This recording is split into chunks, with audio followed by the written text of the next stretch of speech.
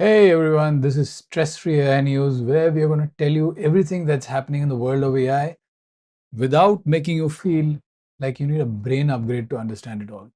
And let me tell you, AI has been busy. I'm going to start with something that is a little serious and important.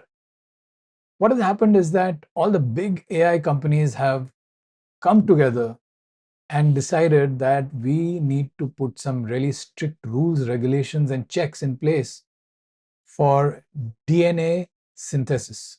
Synthetic DNA, does it sound like science fiction soup? Well, let me just simplify it down for you. Essentially, imagine a person who goes to one of the most powerful AIs that are there right now and tells the AI that the person wants to make some biological material. Now, that person can make some, medical material that'll something, some vaccine or some medicine or some cure that'll be really helpful to mankind and people. But someone with bad intentions could make something that is extremely dangerous. It could be a biological product that could create disease or could create mayhem in the environment and the world. So that is a real and serious danger. So essentially, all the big AI companies have come together and they are now saying that before any lab synthesizes any DNA, there needs to be a lot of screening, checks, and rules and regulations in place. They see the danger and they're calling it out and they want to do something about it. They've basically realized they're sitting on a rocket and they need some serious seat belts. In the next news, I'm going to tell you about how AI is coming really close to your laptop. Google has introduced a new model called Gemma 412B. Now, this is a multimodal model that is local. Now, multimodal means something that can understand not just chat and text, but audio, video, images, everything, right?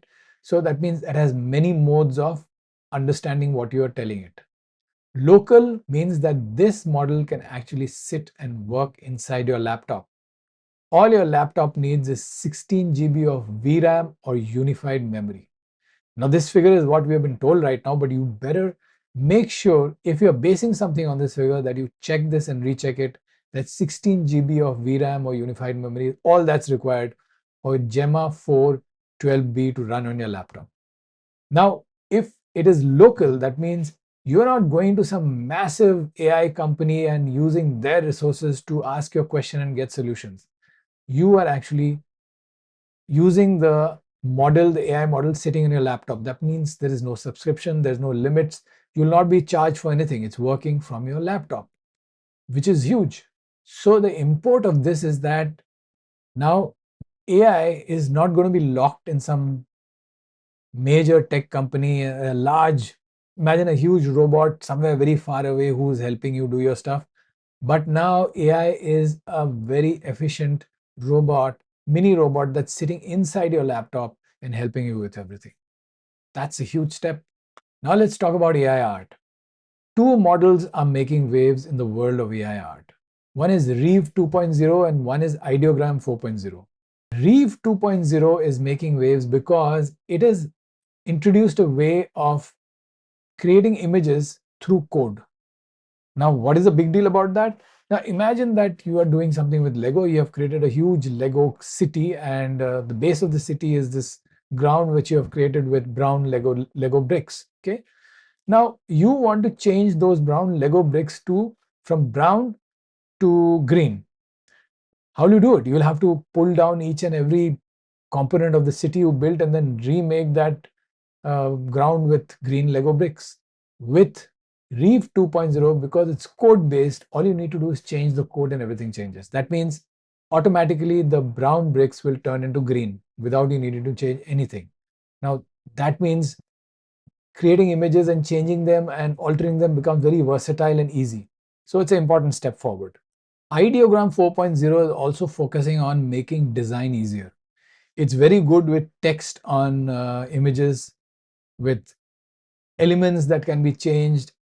So altering and changing things in the image and exactly to your specifications is going to get much better because of Ideogram 4.0. It'll help you to make very precise layouts, editable elements, and high resolution images. So in simple terms, image AI is turning from let me prompt it and hope for something to come out to let me create something exactly as I had envisioned by using the design capabilities of the AI. Now, here's a big bit of AI news. We just got to know that ChatGPT has hit 1 billion users for its app. That's a massive number. And not just a massive number, it implies something very important. It implies that people have shifted from using AI as something novel and interesting and something like that to something that they use every day, something like messaging, something like email, something like Google search or maps. So it's becoming a part of everyday life for most people, which is a big, big thing. AI is coming into our lives and it's here to stay. Next up, Microsoft is planning to build an AI work machine. Microsoft is pushing hard into AI agents. And an AI agent is very different from a chatbot. A chatbot talks to you, gives you information, etc. But an AI agent can actually do work for you.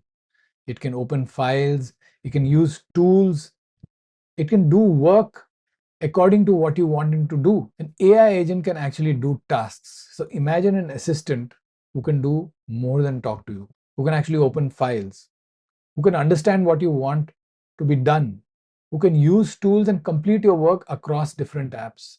And Microsoft doesn't just want to be an aggregator of this. Microsoft is actually building the models that will work for this. Microsoft is building context system. Microsoft is building space where these AI agents will securely work. Microsoft also building science tools and in fact devices around this entire AI work machine. So the simple takeaway from this news is Microsoft doesn't want to have AI sitting and doing some little bit of work inside Word or Excel or PPT, but it wants AI to become the brain of entire Microsoft Office. And Microsoft is doing great stuff in AI, but OpenAI is also now moving up really fast with its Codex. Codex is an app that OpenAI has, which you download onto your machine, your Mac or your Windows machine, and you use to do coding.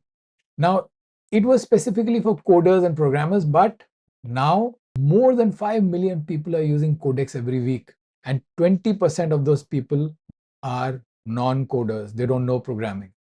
And that means that Codex is no longer just for programmers.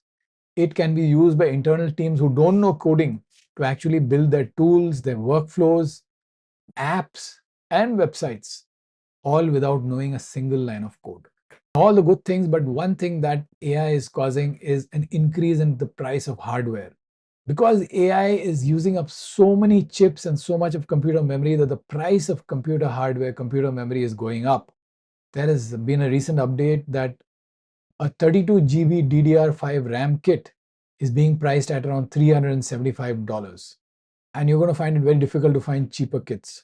So in simple terms, that means that the giant AI companies are becoming hungrier and hungrier for chips and computer memory. And because they are taking up so much of it, for regular people who are trying to build a PC, they will start feeling the pinch of rising prices of hardware, especially computer memory. Now let's talk about Google search. Google has started showing a little bit of information about pages that are appearing in AI overviews, AI mode, and AI features in Discover. But there's a catch. People will get to see impressions, but not actually how many clicks it drove. So imagine if you have a website, now you will get to know that your website featured in AI search, but you won't know how many people click through. And this is really important for website owners and creators because search is changing. People are shifting to AI search. And unless the people who are making the websites and who are creating all this content, unless they get to know how their content is behaving in AI search, they won't know how to improve it or how to go about increasing their traffic. And finally, here's something that we should try and grasp. AI is now becoming a mini creative studio. AI workflows are enabling people to create images, video, audio, marketing material much faster than ever before. So what it means for you is now you no longer should think about which AI tool should I use, but you should think about which combination of AI tools will give you the best workflow for what you want to do. The magic isn't connecting the right tools. It's not about asking which tool should I use, but it's about figuring out what is the best workflow for me using AI tools. So that's the big lesson today. So overall, AI is getting safer, smaller, more creative, and more useful. But hardware prices are going up. So that's it for today's stress-free AI news. Stay curious, enjoy AI, and when you want to understand what's going on in AI today, hop over to this channel and see you in the next episode.